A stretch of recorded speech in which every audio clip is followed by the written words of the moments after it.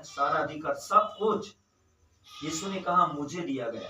स्वर्ग का अधिकार, मनुष्यों पर अधिकार, पृथ्वी पर अधिकार, प्रकृति पर अधिकार। प्रकृति पर अधिकार इसलिए ताकि आप जाने, यीशु ने कहा आंधी से कहा थम जा, तूफान से कहा रुक जा, बरसात से कहा रुक जा। अकाल की परिस्थितियों में जहां पर 5000 लोग थे और खाने के लिए केवल 2 रोटी, 5 रोटी और 2 मछलियां थी, यीशु ने उस अकाल जैसी स्थिति में अपने विश्वास की घोषणा की और वो 2 मछलियां और 5 रोटियां हजारों लोगों के लिए प्रबंध के रूप में बढ़ गई। यीशु मसीह के अधिकार में सब कुछ है, प्रकृति, आपूर्ति, हर वस्तु, अभाव, सब कुछ यीशु मसीह के नियंत्रण में है। आसमान यीशु के नियंत्रण में, ग्रेविटी यीशु मसीह के नियंत्रण में, समुद्र की सतह पर यीशु चल सकते हैं, हर चीज प्रभु यीशु मसीह के नियंत्रण में।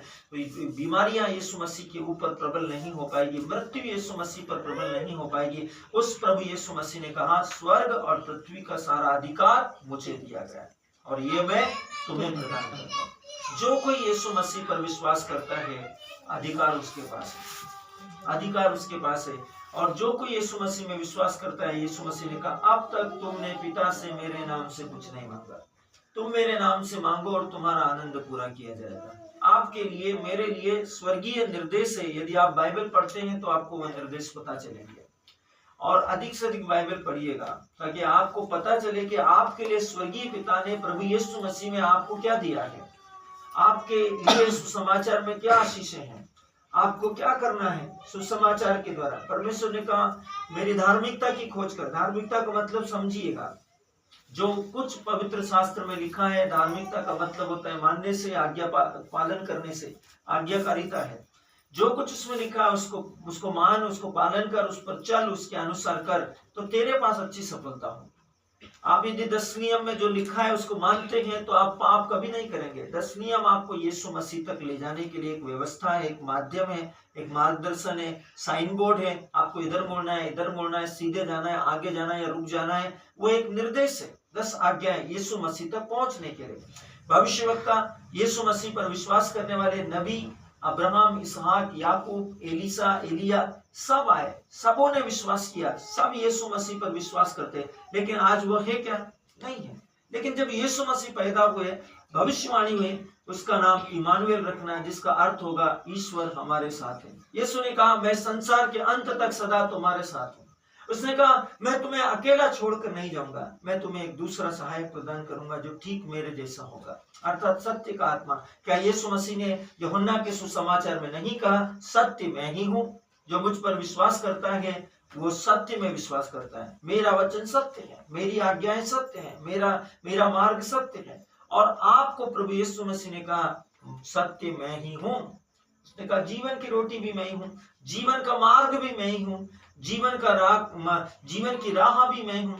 आपको उसने रास्तबाज मतलब ईमानदार होने के लिए निर्देश दिए हैं। उसको पालन कीजिए, उस पर विश्वास कीजिए, पवित्र शास्त्र उसमें बने रहिए, उसके साथ संगति, सहभागिता बनाई रखिए ताकि आपकी आत्मा परमेश्वर के दैवीय अनुग्रह के साथ संगति में हो, अनुग्रह आपके पास अवेलेबल हो। हर बात मसीह ने आपके लिए कहा हे साहब मैं तुम्हें विश्राम दूंगा।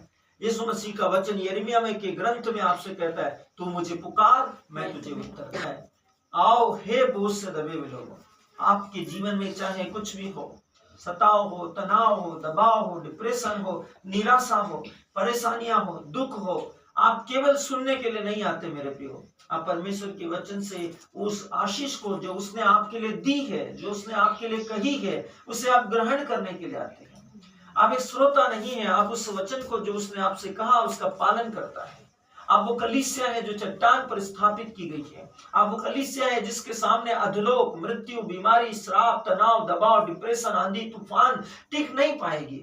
आप वो कलीसिया है जिसके सामने बीमारियां पंगु हो जाएगी। आप वो कलीसिया है जिसके सामने दुष्ट आत्माएं पैरालाइज्ड हो जाएगी। आप वो कलीसिया है जिसके बोलने से सब कुछ हो जाएगा। आप वो कलीसिया है जिसके कहने से आकाश को यदि आप खोलेंगे तो आकाश खुल जाएगा, यदि आप बारिश का बोलेंगे तो बारिश हो जाएगी, क्योंकि परमेश्वर ने कहा अधोलोक के फाटक कलीसिया के सामने टिक नहीं पाएंगे। आप ही हैं जिसके लिए प्रभु ने कहा क्या आप नहीं जानते कि आप ईश्वर का मंदिर है और उसका पवित्र आत्मा आप में रहता है। आपको पता पवित्र आत्मा सर्वशक्तिमान का आत्मा, महिमा का आत्मा, अनुग्रह का आत्मा परमेश्वर का वचन है। जो कोई वचन में विश्वास करता है, वचन जो परमेश्वर की आत्मा है, जीवन को ग्रहण किया, यदि उसमें जीवन नहीं होता, वो जीवनदायक आत्मा नहीं होता, तो वह शब्द शरीर बनकर पवित्र कुंवारी मां मरियम के गर्भ में नहीं आता। वो इमानुएल बोलकर हमारे बीच में नहीं चलता, वो क्रूस पर बलिदान नहीं होता। मेरे प्रियो, वो शब्द है जीवनदायक आत्मा जो आपके और मेरे लिए क्रूस पर बलिदान होकर अब यूक्रिस्ट के माध्यम से आपके अंदर, आपके जीवन में, आपके विश्वास के द्वारा आप में निवास करता है। उसने कहा मैं तुम में बसूंगा, तुम में चला फिरा करूंगा। उसकी उपस्थिति को अपनाइए, उसकी उपस्थिति पर विश्वास कीजिए, उसकी उपस्थिति को हर सेकंड, हर मिनट, हर घंटा, हर लम्हा महसूस कीजिए कि प्रभु यीशु मसीह आप में है और आप उसमें है। क्या उसने नहीं कहा दाखलता में रखे बिना डालियां स्वयं नहीं फल सकती?